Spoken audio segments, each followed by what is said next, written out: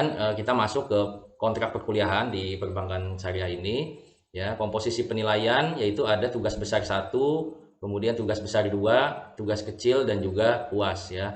Nah, ini bobotnya untuk tugas besar 1 dan tugas besar 2 itu 30%.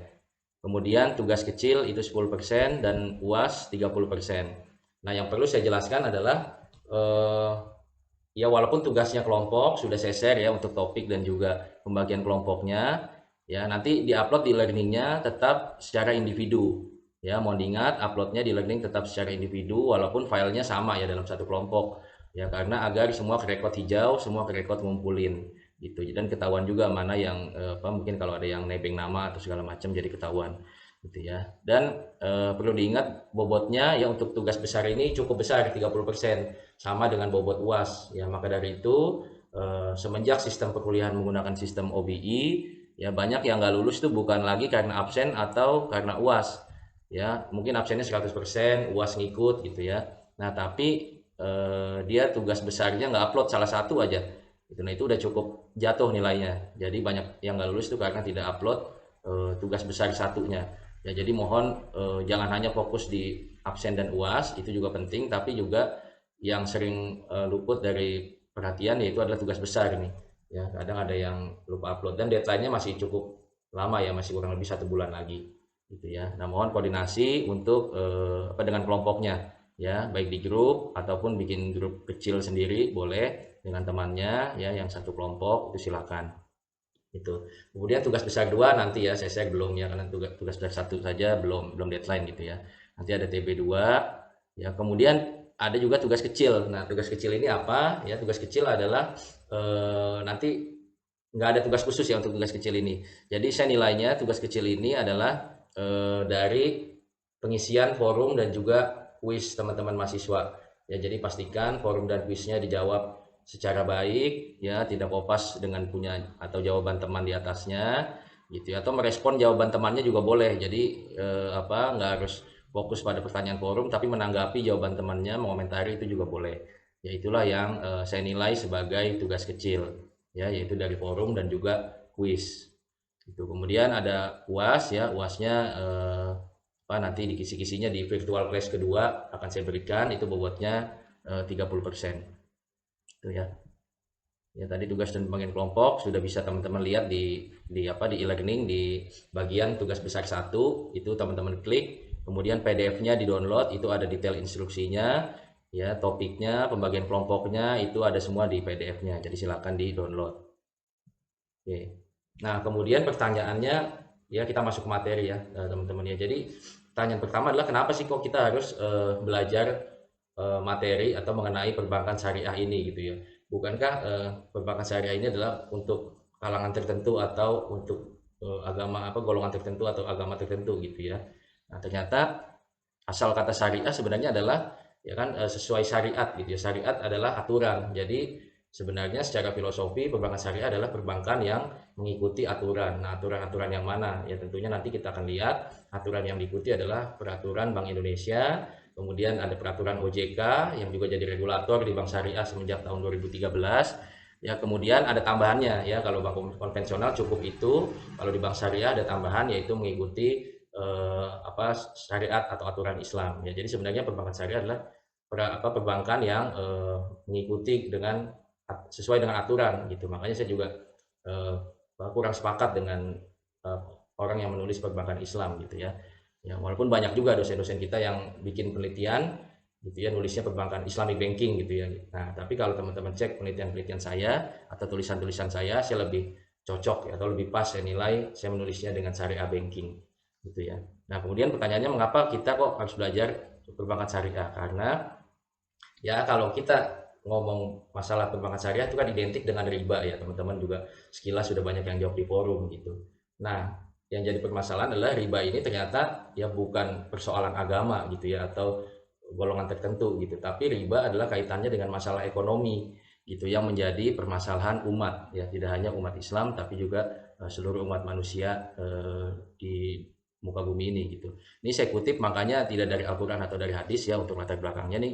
Saya ambil dari penelitian-penelitian yang dilakukan gitu ya. Ini pertama ada Purnama Sari tahun 2015 dikatakan dalam penelitiannya bahwasanya Jika riba telah menjadi sistem yang mapan dan telah mengkristal sedemikian kuatnya, maka sistem itu akan dapat menimbulkan dampak buruk bagi perekonomian secara luas. Kemudian penelitian Masuri tahun 2017 menyebutkan terjadinya krisis ekonomi dewasa ini disebabkan salah satu faktornya adalah penerapan sistem bunga atau riba. Ya, kemudian Istiqomah tahun 2020 menyebutkan bahwasanya dampak buruk praktik riba ini telah dirasakan oleh masyarakat luas dari berbagai aspek, baik dari aspek moral, sosial maupun ekonomi. Ya, karena efek dari kerusakan ekonomi itu nanti dampaknya ya sampai dengan efek moral, sosial dan sangat meluas ya. Bisa jadi orang ada yang ada yang menjual diri ya karena kebutuhan ekonomi, ya ada yang lain-lain macam-macam lah masalah moral dan sosial di sekitar kita karena masalah ekonomi, dan sebenarnya salah satu akarnya adalah riba ini.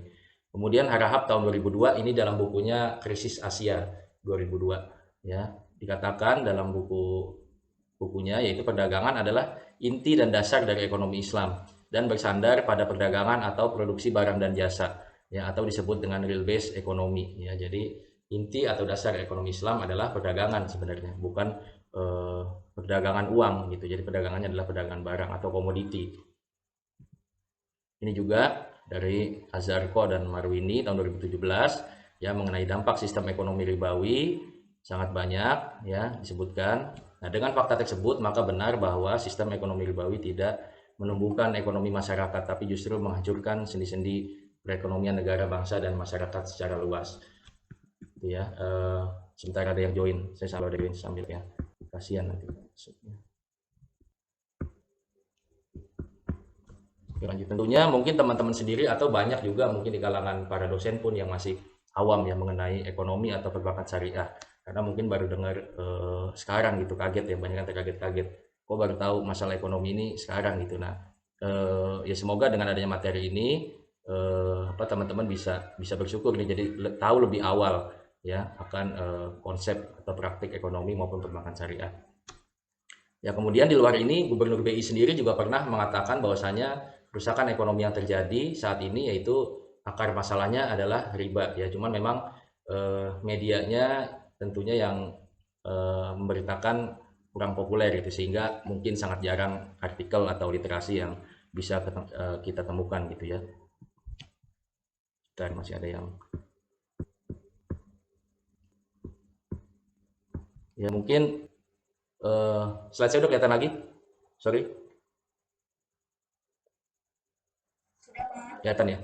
Oke, mungkin banyak yang kalau teman-teman merasakan gitu ya, atau nantilah kalau teman-teman udah lulus mungkin akan merasakan ya, mungkin pernah nggak terlintas ya di pikiran teman-teman bahwasanya kok generasi yang disebut dengan generasi milenial ya atau Gen Z gitu ya, kok beli rumah susah sekarang ya, harus pakai KPR ya, harus ngutang, harus nyicil ya, atau jangankan rumah deh, mungkin yang lebih murah misalkan apa ya, motor ya atau gadget ya atau perabot rumah deh misalkan, itu kenapa kok harus sekarang modelnya semua cicilan gitu, padahal dulu kalau kita refleksi ya mungkin ke ke kakek nenek kita gitu ya atau generasi sebelumnya gitu ya, itu bisa dibilang orang beli rumah tuh cash gitu ya, luas-luas lagi, dan beli mobil tuh murah gitu, gampang ya, kerja yang tekun aja mungkin setahun 2 tahun itu udah kebeli ya, nggak usah kakek nenek, mungkin ke orang tua kita sendiri kita bisa refleksi ya.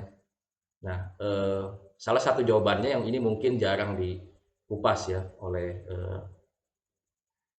ekonom atau di media jarang dikupas, bahwasanya salah satu penyebabnya menurut saya ini juga sebagai akarnya gitu ya. Kalau teman-teman lihat di penelitiannya juga nanti di cross check, banyak silakan di cross check. Ya, salah satu penyebabnya adalah praktik perbankan yang berskema komersil ya, sehingga menyebabkan money multiplier atau jumlah uang yang beredar itu banyak, semakin banyak. Jadi bedanya kalau perbankan syariah dia mainnya di investment banking gitu ya. Nah, kalau di bank konvensional dan bank-bank overseas atau bank asing, mereka mainnya di skemanya commercial banking, sehingga uang-uang yang beredar itu sangat berganda dengan cepat. Jadi kan kalau teorinya simpelnya gini, kalau teman-teman nabung di bank 10 juta gitu ya misalkan, teman-teman nabung kemudian dihimpun, disimpan di bank, kemudian kan teorinya disalurkan kembali ke masyarakat yang membutuhkan ya, disalurkan lagi ke masyarakat yang membutuhkan dalam bentuk apa? Dalam bentuk pencairan kredit ya, bank mencair dari duitnya teman-teman tadi yang nabung 10 juta dicairin untuk ngasih ke yang membutuhkan ya, cair juga misalkan peraturan bank sentral 10-nya tuh harus diendepin di bank. Jadi yang boleh dicairin oleh bank sentral itu 90%-nya atau 9 juta. Ya, jadi dari 10 teman-teman nabung, si A nabung 10, ya boleh dicairin ke si B itu hanya 9 juta gitu ya. Nah, ini ya kalau secara teori begitu bunyinya, tapi faktanya ya jumlah uang yang beredar itu nggak lagi 10 juta duit teman-teman ya, tapi jadi 10 tambah 9 gitu. Jadi yang 10 juta teman-teman bisa tarik di ATM, teman-teman pasti ngakuin uangnya ada di bank ya. Sedangkan yang udah cair udah nerima kredit 9 juta ya, itu juga ngakuin karena merasa udah cair uangnya juga gitu. Akhirnya bisa dipakai bareng-bareng gitu. Nah, ini yang secara textbook atau secara teori jarang orang menerangkan gitu. Jadi seolah-olah tuh kalau menghimpun dana dari masyarakat disalurkan kembali itu di uang yang sama gitu. Padahal kenyataannya semuanya mengakui uangnya gitu. Akhirnya jumlah uang yang beredar itu semakin banyak ya. Semoga bahasanya mudah dan bisa ditangkap ya, bisa dipahami. Nah, kalau kita hitung-hitung dengan kebijakan masing-masing bank sentral di berbagai negara ya, kalau di kita di Indonesia itu ya BI dalam hal ini mereka menentukan bahwasanya ada ketentuan yang namanya giro wajib minimum ya, itu 5% ya. Kemudian di Amerika 6% bank sentralnya The Fed. Kemudian di Saudi, di Arab agak susah datanya, tapi saya berusaha cari tahu informasi ya dari teman yang kerja di bank di sana gitu ya. GWM-nya 30% dan rata-rata seluruh perbankan di dunia itu menetapkan 10% lah kurang lebih ya. Gitu. Nah, apa yang terjadi? Yang terjadi adalah di Indonesia tuh jumlah pengganaan uangnya itu sampai 20 kali. Ya, sedangkan di Amerika 16,7 kali, ya, di Saudi 3,3, dan rata-rata seluruh dunia mengalami penggandaan uang 9 sampai 10 kali lipat. Gitu. Jadi kalau teman-teman nabung 1 juta, itu udah kira-kira jadi 9 juta tuh di money supply ya, kalau kita bicara ekonomi makro, di jumlah-jumlah uang yang beredar itu udah semakin banyak gitu, karena nanti dari bank satu cair, mereka nabung lagi di bank lain ya untuk pencairan lagi dan seterusnya kayak gitulah. Nah, inilah yang salah satu menyebabkan krisis itu udah seperti bersifat periodik ya. 98 krisis Asia ya, kemudian ya tahun 2008 juga krisis Amerika, krisis global lah itu ya. Tapi awal mulanya dari Amerika, dari skema kredit subprime mortgage. Nah, itu sudah menjadi seperti siklus sekarang kalau kita bicara krisis ya. Padahal kalau kita tarik mungkin ke tahun 1940-an sebelum zaman kemerdekaan lah gitu ya. Nah, itu bisa dibilang nggak ada krisis ekonomi. Dan skema-skema ini baru saja belum lama lah ditetapkan atau diterapkan sebagai eh, dasar praktik perbankan atau keuangan gitu tadi. Nah, apa dampaknya nih kalau uangnya banyak nih ya? Jadi jumlah uang money supply, kita bicara makro dulu ya sebentar ya. Ya, M0 jumlahnya meningkat terus, M1 juga, M2 juga jumlahnya bertambah terus karena tadi ada penggandaan, tadi ada multiplier. Sedangkan kalau kita lihat GDP growth ya, GDP growth kita ya, pertumbuhan real ya, domestik bruto suatu negara itu cenderung flat, bahkan apalagi pandemi seperti sekarang bahkan negatif ya. Baru saja positif di kemarin ya, di Q2 ya, di kuartal 2 ya, diumumkan BPS bahwa ekonomi tumbuh 7%, walaupun banyak dipertanyakan kok bisa positif 7%, padahal di lapangan kondisinya demikian gitu ya. Nah, apa akibatnya kalau uang-uangnya banyak tapi ternyata pertumbuhan ekonominya cenderung stagnan. Ya, kenapa stagnan? Karena kan uang yang tadi banyak itu ya kan harus ada dua sisi kan ya, harus ada uangnya. Nah, uangnya tuh harus cepat diusahakan atau diputar lagi sebenarnya kalau nggak mau terjadi krisis. Ya, sedangkan kita tahu kalau kita kaitkan dengan manufaktur atau pabrik, gampangnya ya, utilisasi pabrik ya, atau pabrik itu bekerja itu paling kan segitu-gitu aja ya. Pabrik katakanlah produksinya 100 ton per jam, ya mungkin hanya 70 atau 75% dari kapasitas terpasangnya, mungkin hanya 70 sampai 75 ton gitu ya. Gitu aja terus stagnan ya. Nggak bisa. Jadi pertumbuhan pabrik atau bikin pabrik baru itu nggak secepat uangnya bertumbuh tadi ya. Jadi uangnya udah tumbuh naik ya, tapi pabriknya kapasitasnya masih stagnan. Nah, ya itulah yang menyebabkan ini ya, harga-harga naik ya. Jumlah uang yang beredar bertambah, faktor produksi cenderung tetap. Ya, maka teori ekonominya adalah harga naik. Dan ternyata ini tidak hanya dialami oleh Indonesia ya, negara tetangga, Filipina, Malaysia juga mengalami hal yang sama.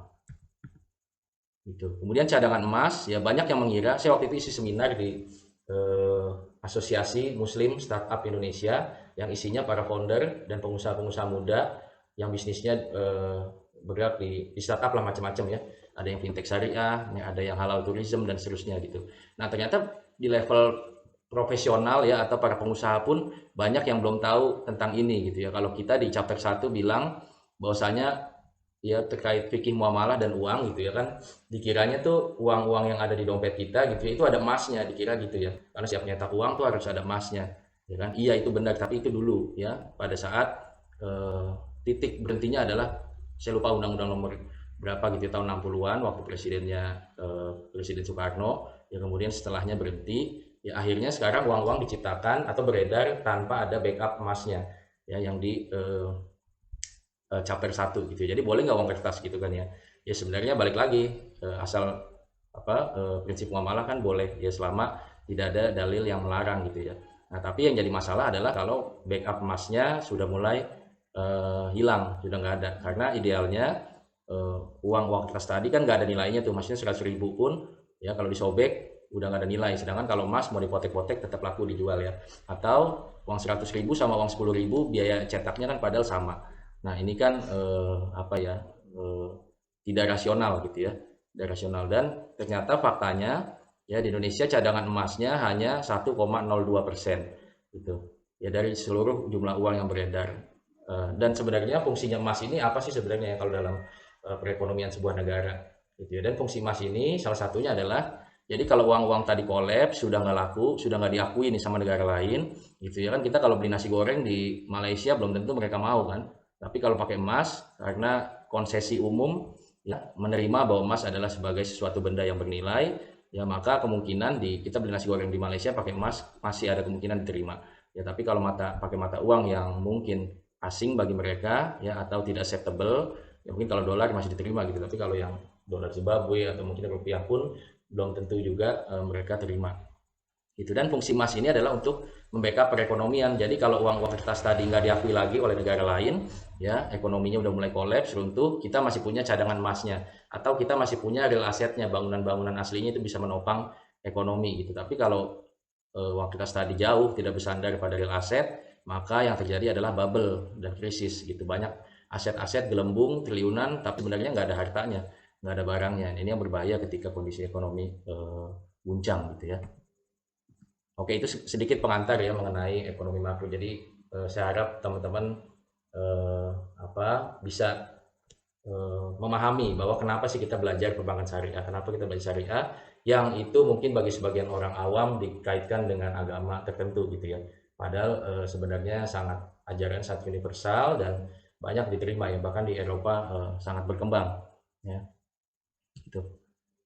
Nah, ini kemudian ya ya kalau dalam syariah sendiri ya, dalam Islam ya kita menggunakan hukum-hukum ya Al-Qur'an, Sunnah, kemudian juga ijma kesepakatan para ulama, dan juga selain itu ada kias atau analogi, dan juga ada hukum positif yaitu dari hukum peraturan Bank Indonesia dan juga peraturan OJK dan juga undang-undang tentunya. Gitu. Nah, kalau kita bicara syariat ya, itu terbagi menjadi dua, ada ibadah, ada muamalah. Ya, ibadah tentunya adalah hubungan secara vertikal antara seorang manusia dengan Allah Subhanahu wa taala atau dengan Tuhannya. Itu ibadah ya. Tapi kalau muamalah adalah hubungan antara satu manusia dengan manusia lainnya ya, atau disebut dengan horizontal relationship gitu ya. Jadi ibadah adalah kepada Allah atau Tuhan semesta alam, muamalah adalah sesama manusia. Ya, ada yang haram sedikit ya, minuman keras gitu ya, judi, riba, zina dan yang lain sebagainya, tapi sedikit sebenarnya yang haram itu gitu ya, padahal yang halal banyak gitu ya. Ya kemudian ada juga hal yang mubah ya atau tengah-tengah ya, boleh gitu ya. Ya ada yang sunnah, ada yang wajib. Ya sunnah itu ya kalau dilakukan dapat pahala, ya kalau nggak dilakukan rugi. Gitu. Kemudian kalau wajib itu harus sesuatu hal yang harus kita lakukan gitu ya. Oke, kemudian urgensi memahami fikih muamalah ya. Kenapa ini di chapter 1 ya, kenapa kita harus paham fikih muamalah? Ya, karena salah satunya ya dalam salah satu rujukannya itu Al-Qur'an. Dalam Quran surat Hud mengatakan bahwasanya ternyata nih yang garis bawah warna merah, melarang kami memperbuat apa yang kami kehendaki tentang harta kami. Jadi benar memang mungkin uangnya adalah uang kita gitu ya, hartanya adalah harta kita. Gitu. Tapi dalam kita memperoleh harta tersebut ataupun menggunakan harta tersebut itu tidak boleh seenak kita gitu ya. Artinya ada syariat ya, ada batasan-batasan, ada tata cara yang harus dilakukan ya, baik untuk memperoleh harta maupun menghabiskan harta tersebut ya. Jadi tidak bisa berbuat sekehendak kami sendiri tanpa ilmu gitu ya. Maka kita harus paham mengenai fikih muamalah. Kemudian perkataan salah satu sahabat yaitu Umar bin Khattab radhiyallahu anhu bahwasanya ini dalam buku Harta Haram Muamalah Kontemporer dikatakan bahwasanya ya ini pada saat zaman Nabi ya, Nabi Muhammad SAW, bahwasanya pada saat itu perhatikan ya perkataan Umar, bahwasanya tidak boleh berdagang di pasar ini kecuali orang yang memahami fikih muamalah. Jika ia tidak mengerti fikih muamalah maka ia akan memakan riba suka atau tidak suka. Jadi yang pertama dilihat adalah pada saat itu kalau kita mau dagang di satu pasar itu harus paham dulu fikih muamalahnya, atau kita harus punya dulu ilmunya gitu ya, bukan uang sewa dulu gitu ya, beda dengan sekarang gitu. Kemudian ada perkataan sahabat Ali bin Abi Thalib radhiyallahu anhu bahwasanya siapa yang berbisnis tanpa mengetahui fikih muamalah maka ia pasti terjerumus ke dalam riba, kemudian lebih terjerumus lagi dan makin dalam pada praktik riba ya, kurang lebih mirip gitu. Dan kaidah dalam fikih muamalah ini perlu diingat ya. Jadi kaidah fikih dalam muamalah, tadi muamalah berhubungan antara satu manusia dengan manusia lainnya gitu ya. Pada dasarnya semua bentuk muamalah boleh dilakukan kecuali ada dalil yang mengharamkannya. Jadi sebenarnya kita tuh berbuat apa aja boleh gitu ya dalam muamalah terhadap sesama manusia, boleh silakan, kecuali ada yang bilang ya, atau perkataan yang bilang itu nggak boleh ya. Contoh kita minum boleh nggak? Boleh ya, melakukan suatu aktivitas minum boleh, tapi kalau minumnya yang dilarang ya, minum yang memabukkan misalkan ya, atau homer gitu ya, nah itu tentunya nggak boleh gitu. Kemudian transaksi dengan teman boleh nggak? Boleh ya, tapi kalau transaksinya judi ya ataupun pinjaman berbunga gitu, tentunya ini nggak boleh gitu ya. Nah itu adalah kaidah fikih dari muamalah. Jadi sebenarnya banyak yang boleh gitu, yang haram-haram atau yang dilarang itu cuma sedikit. Jadi lakukan apa saja ya selama itu tidak dilarang ya, itu untuk mudah memahaminya. Kebalikannya dengan fikih ibadah, kalau ibadah ya, ibadah itu sudah ditentukan ya, sholat harus ABC, puasa harus ABC gitu ya, zakat, puasa dan seterusnya gitu. Nah kalau pada fikih ibadah ini pada dasarnya semua bentuk ibadah haram dilakukan kecuali ada yang mensyariatkan ya. Sebenarnya ya ibadah tadi nggak boleh gitu ya, kecuali ada yang nyuruhnya, oh sholat ABC, oh puasa ABC gitu ya, kecuali nah kita nambah-nambahin ya, sholat subuh harusnya 2 rakaat perintahnya, itu jadi halal kan, dua rakaat, tapi kalau ada kita nambah-nambah jadi 3 rakaat, nah itu bukan baik gitu ya, tapi itu melanggar kaidah fikih ibadah, karena pada dasarnya sebuah bentuk ibadah haram ya kalau nggak disyariatkan.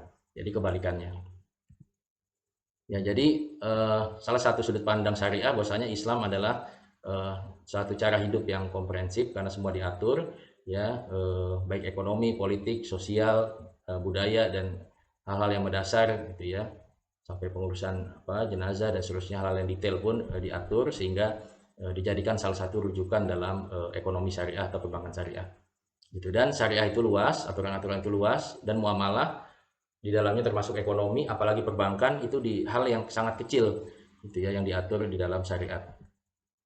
Ini sedikit mungkin bagi yang belum tahu ya bedanya bank syariah dengan bank konvensional ya. Tentunya yang nggak hanya mahasiswa nih, mungkin dosen pun ya, praktisi pun masih banyak PR untuk memberikan literasi kepada masyarakat mengenai bank syariah gitu ya. Dan ini bedanya yaitu ya di bank syariah, jadi sekali lagi ya, ini tidak ada dikotomi mengenai agama tertentu ataupun apapun ya, karena yang Islam pun saya yakin banyak yang masih awam mengenai bank syariah, apalagi nanti istilah akad-akadnya gitu ya, banyak istilah-istilah Arab yang teman-teman muslim pun sebenarnya juga baru tahu sekarang gitu, karena saya juga tahu akad-akad bank syariah dan sebagainya karena saya juga nyemplung ke bank syariah gitu ya. Kalau saya nggak ada di dalam bank syariah mungkin saya juga nggak tahu istilah-istilah namanya dan seterusnya.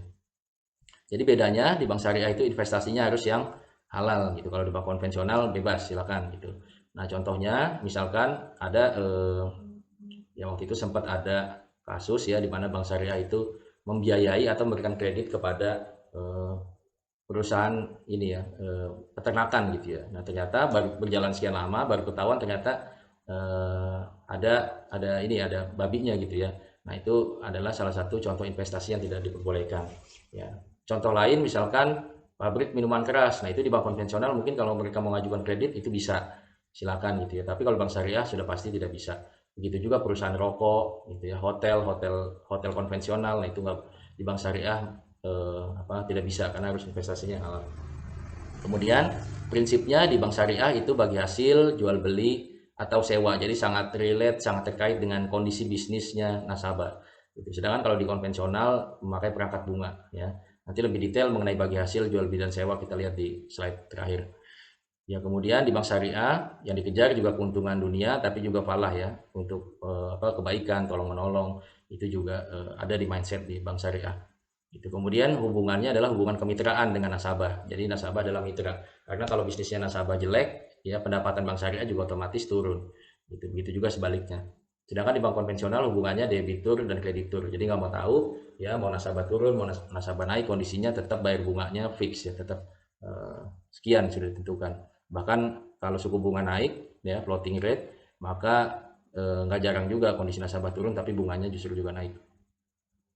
Yang membedakan lagi adalah di bank syariah itu ada dewan pengawas syariah. Jadi sejajar dengan direksi ya, itu ada yang namanya dewan pengawas syariahnya ya. Itu mengawasi bank tersebut ya, terkait dengan prinsip-prinsip syariah yang diterapkan di bank tersebut. Ya kalau bank konvensional sudah pasti nggak ada dewan sejenis. Ya, kemudian bedanya sedikit ya mengenai bedanya bunga dan bagi hasil, yang mungkin banyak orang yang menyamakan gitu ya karena belum tahu. Ya bedanya bunga adalah ya dibuat pada waktu akad sesuai dengan asumsinya adalah tadi selalu untung. Jadi nggak mau tahu nasabah untung, nasabah rugi, pendapatannya naik atau turun, ya itu selalu ditagihnya sama ya, selalu sekian gitu ya. Bahkan nggak jarang tadi justru karena floating justru naik gitu ya. Kemudian kalau dibagi hasil yang diikat adalah rasionya. Jadi misalkan dalam bentuk persentase. Jadi kalau dalam bulan ini ya tukang somai pendapatannya misalkan 5 juta per bulan gitu ya. Nah, kita yang diikat di bank syariah adalah rasionya, katakanlah 1% untuk bank syariah. Jadi 1% dari 5 juta berapa tuh? 50.000 gitu ya.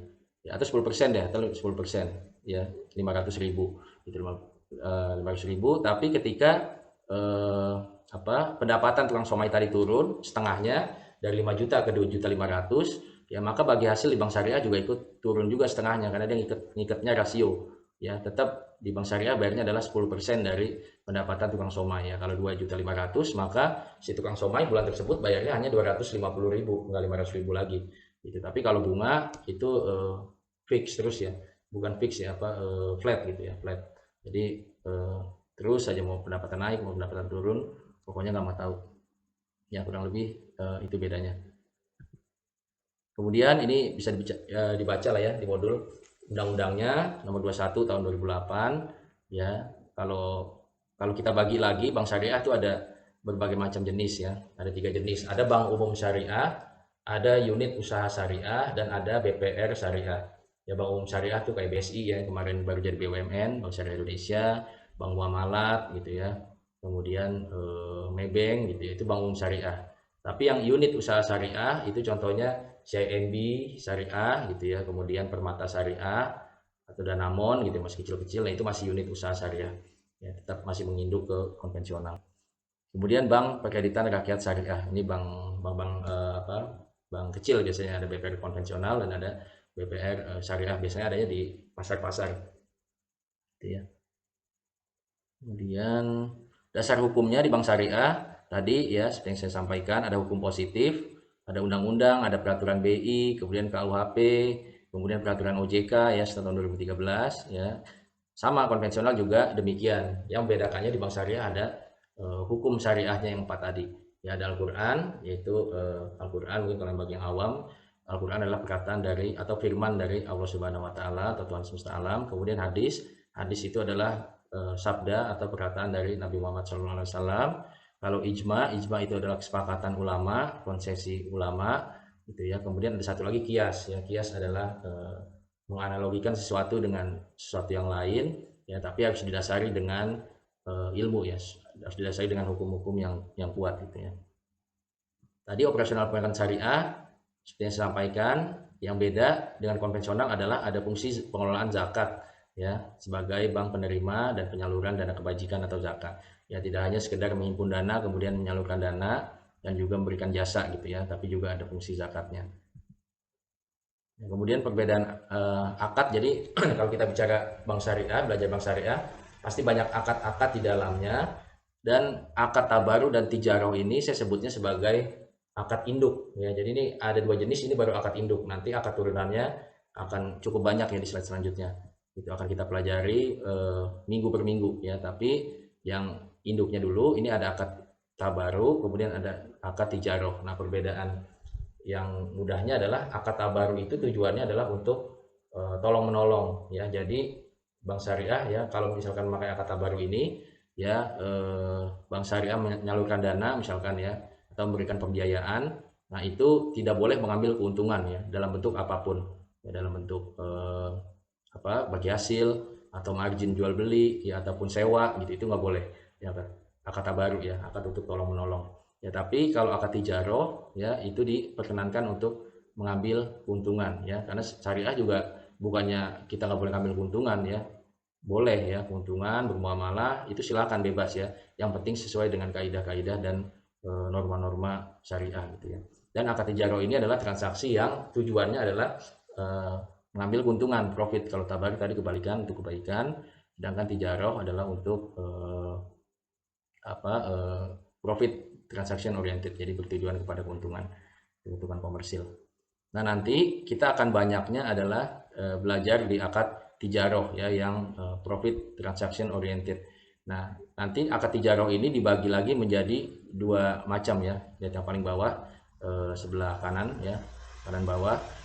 Ya, akad tijaroh ini dibagi lagi jadi dua, yaitu NCC atau Natural Certainty Contract ya, yang kedua NUC ya, Natural Uncertainty Contract ya. Ya, kalau di sini disebutnya dengan return ya, di slide selanjutnya nih disebut NCC. Ya, tadi akad tabaru ya, ini akad induk ada dua, yang kiri dan kanan tabaru non for profit, kemudian tijaroh for profit ya. Tabaru ini akadnya juga macam-macam, ada qad, talangan ya, ada wadiah, ada wakalah, ada kafalah, ada hawalah, ada rahen, ada hibah, ada wakaf. Kemudian yang tijaroh yang untuk memperoleh keuntungan itu dibagi lagi menjadi dua kontraknya, NCC Natural Certainty Contracts dan juga NUC Natural Uncertainty Contract ya. Nah, bedanya di mana nih, mungkin yang sedikit krusial teman-teman harus pahami ya, bahwasanya ya ini juga yang banyak salah paham ya, termasuk yang ramai di podcast itu ya, mungkin teman-teman masih ingat ya beberapa bulan lalu. Nah, itu juga salah satunya karena tidak bisa membedakan mana yang NCC, mana juga yang NUC, tidak lihat lagi kontraknya, sehingga masih banyak lah PR atau literasi yang perlu kita sampaikan gitu ya.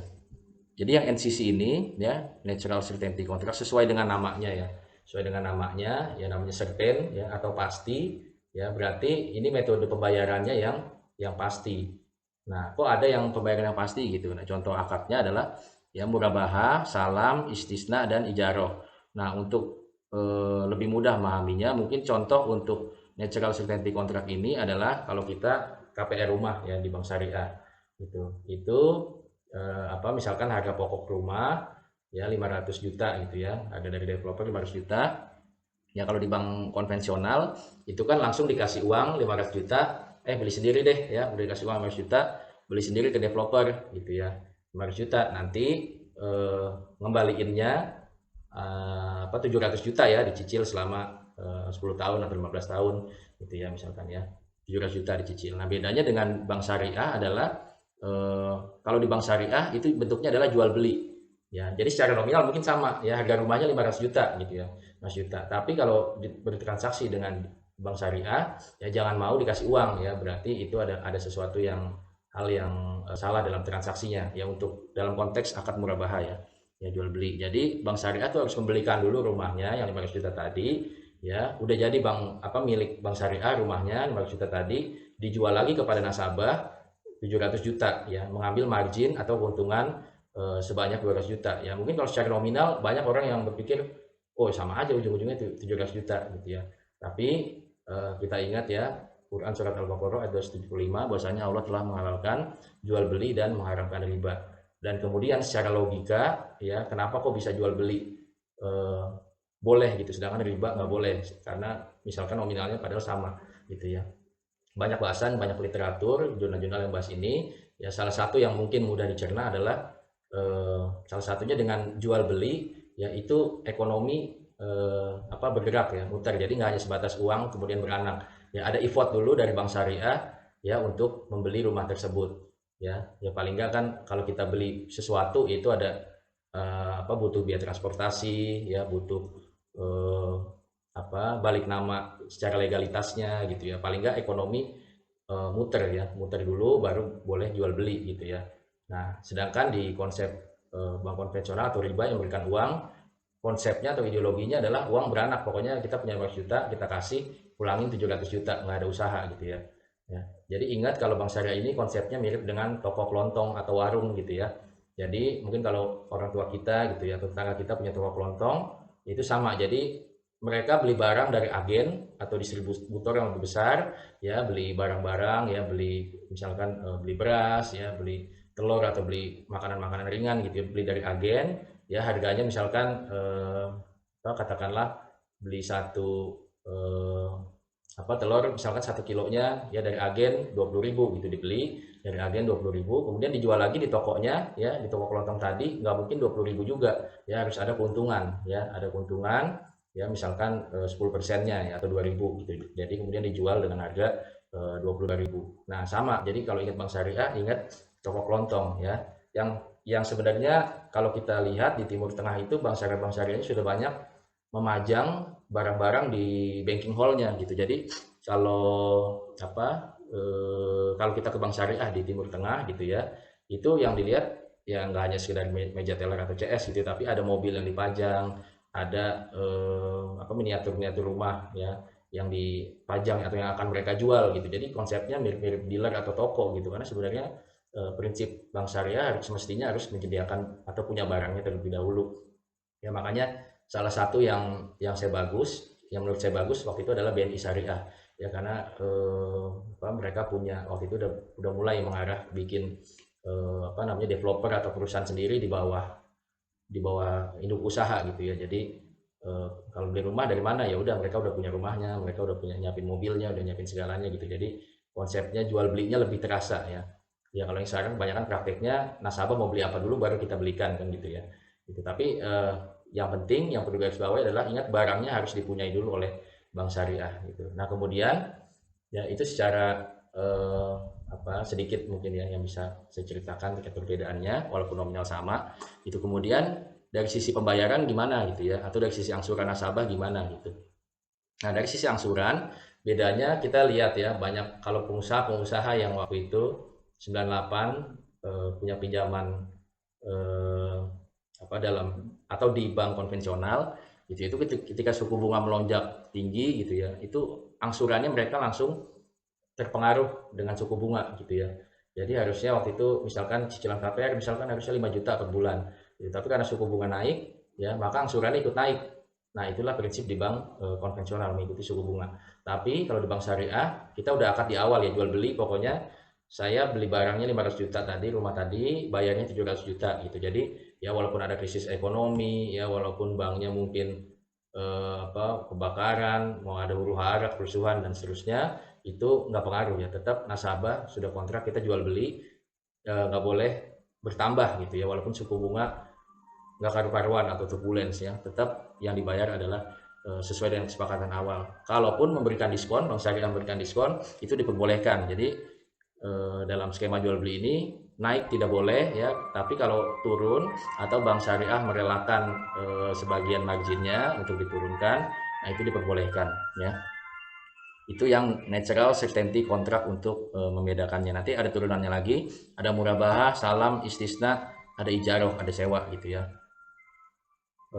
Nah yang membedakan adalah masalah di uang muka aja gitu ya. Nanti mungkin setelah adanya modul di pertemuan ini kita lebih bisa nyambung ya, jadi pelan-pelan ya. Saya sampai NCC-nya dulu, konsepnya dulu yang penting kita nangkep. Kemudian di konsep kedua ya untuk akad ijaroh ada yang namanya natural uncertainty contracts. Jadi sesuai dengan namanya uncertainty atau tidak pasti sifatnya ya, itu akadnya ada musyarakah dan mudharabah ya. Yang beda di sini musyarakah itu bank hanya memberikan 70 atau 80%, sedangkan di Mudharabah bank yang modalin 100% gitu ya. Nah, yang uncertainty contract ini adalah konsepnya yang saya tadi cerita mengenai tukang somai. Ya, tukang somai sebulan dapat 5 juta, bayar ke bank syariah 10%-nya, 500.000. Yang diikat adalah nisbah atau rasio atau persentasenya. Ya, sekali lagi ya, uncertainty contract yang diikat adalah persentasenya ya, bukan nominal angsurannya. Gitu ya. Kebalikannya dengan yang natural certainty contract. Ya, kalau yang NUC ini yang diikat adalah rasionya. Jadi akan aman tuh tukang somai kalau dia 5 juta ya bayar 500.000 angsurannya ya, bagi hasilnya gitu ya, karena udah dimodalin oleh bank syariah berbagi hasil di situ. Tapi kalau nanti tukang somai turun setengahnya, katakanlah ya mungkin pandemi daya beli turun dan seterusnya misalkan, ya ternyata bulan tertentu oh pendapatannya tukang somai cuma 2.500.000 nih gitu ya, maka tetap ngikutin yang 10% ya, yang diikat, jadi bayarnya hanya 250.000. Jadi semestinya dengan praktik yang demikian ya, sekali lagi syariah tidak menjamin kekayaan, tapi menjamin proses ya yang lebih adil ya, keadilan dan juga rasa nyaman ya, bukan dijamin kaya juga enggak ya gitu. Tapi kalau ketika tukang somai pendapatannya naik katakanlah jadi 10 juta, maka berbagi hasilnya juga naik gitu ya, jadi 10% dari 10 juta jadi 1 juta misalkan bayarnya. Nah itulah lebih fair ya. Dan juga salah satunya yang menyebabkan bank muamalat waktu pada saat krisis 97-98 nggak bangkrut di tengah banyak bank konvensional yang gulung tikar. Atau kalau teman-teman coba cari datanya ya, tren jumlah bank ya dari tahun 70-an sampai tahun sekarang itu jumlahnya terus berkurang gitu ya.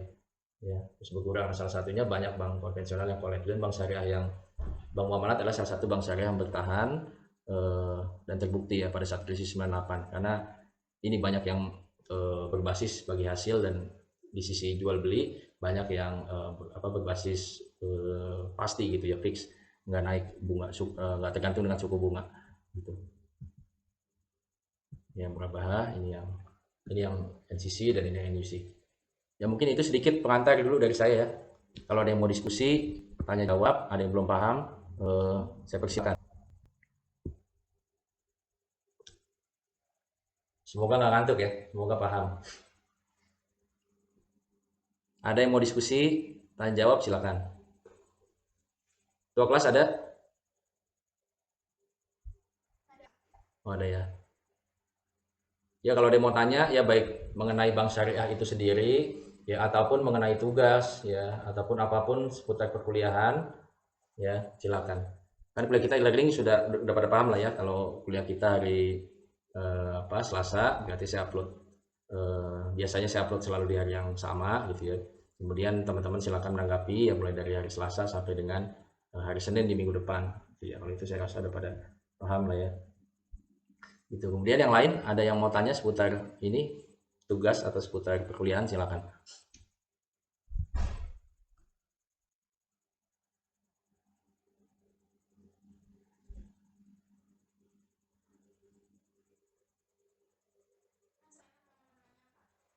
Ya silakan ke kelas.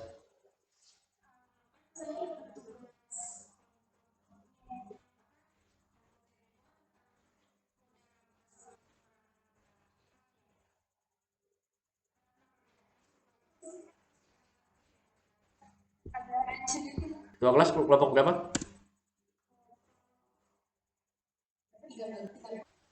Sebentar saya cek ya. Oh iya. Dan penekanannya lebih ke simulasinya ya, ketua kelas ya. Simulasi dan contoh perhitungannya ya. Jadi ya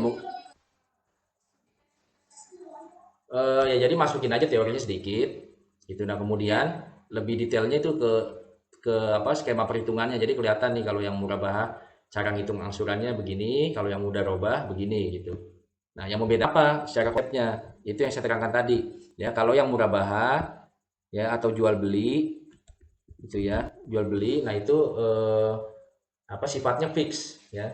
Katakanlah bank syariah mengharapkan keuntungan tadi karena udah beli rumah gitu ya, dari developer, kemudian ada keuntungan yang diharapkan kan, sama kayak prinsipnya toko kelontong misalkan, mengharapkan keuntungannya 10% misalkan ya, atau 50 juta ya, jadi 550 juta gitu ya. Nah itulah yang dibagi selama selama masa angsuran, misalkan 5 tahun atau 10 tahun. Nah itu bebas, ketua kelas silakan aja tentukan simulasinya mau dibuat 10 tahun atau 5 tahun ya. Tapi yang jelas marginnya adalah tadi 10% tadi gitu ya. Nah, nanti dihitung ya, 10% dikalikan dengan jumlah uang yang diterima gitu, sehingga didapat angka sekian dan kemudian dibagi sekian tahun sehingga jadi angsuran.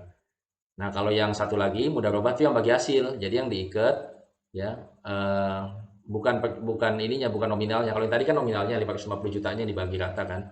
Nah kalau ini persentasenya yang mudharabah ya, persentasenya berapa yang tadi tukang somai misalkan 10% gitu ya. Nah itulah yang diikat. Jadi namanya kalau yang di mudharabah tadi atau berbasis bagi hasil adalah proyeksi, karena bisa naik bisa turun kan. Jadi kita udah proyeksikan nih, oh tukang somai setiap bulannya kayaknya rata-rata 5 juta deh, ya kan. Ya udah deh kita buat 10%-nya berarti kayaknya 500.000 nih tiap bulan. Asumsi kita akan dapat pendapatan, bank akan dapat pendapatan nih. Ya proyeksi bagi hasilnya kita buat berarti 500.000 10% ya, atau equivalent dengan 500.000 gitu. Tapi penekanannya adalah 500 ribunya ini nggak fix ya, yang fix adalah persentasenya 10%-nya ya. Jadi kalau tukang somai nggak 5 juta lagi ya, nggak 5 juta lagi ya, pendapatannya tadi contohnya 2.500.000, maka nggak 500 ribu tapi adalah 250.000, tetap 10% dari pendapatan tukang somai gitu. Nah itu yang coba dibuat ya. Nanti perjalannya waktu silakan aja drafting dulu ya. Yang ini nggak hanya kelompok kelas, kelompok lain juga sama. Kalau kira-kira belum yakin atau ngerasa belum sesuai dengan topik yang diminta, ya silakan di grup boleh ataupun japri juga boleh, perwakilan kelompok apa untuk nanya ya, atau untuk memastikan ke saya gitu ya. Silakan. Itu ya ketua kelas ya. Ya sama-sama. Ada lagi yang absen udah di ini ya, ketua kelas yang di chat udah dicatat atau udah dipoto? Udah ya. Ya siap. Yang lain masih ada yang mau tanya seputar materi ataupun seputar tugas, silakan. Kan nanti kita akan ketemu lagi tuh di kisi-kisi berarti sebelum UAS ya.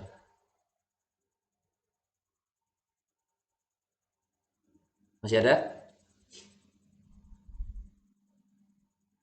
Nggak ada ya? Sudah cukup jelas?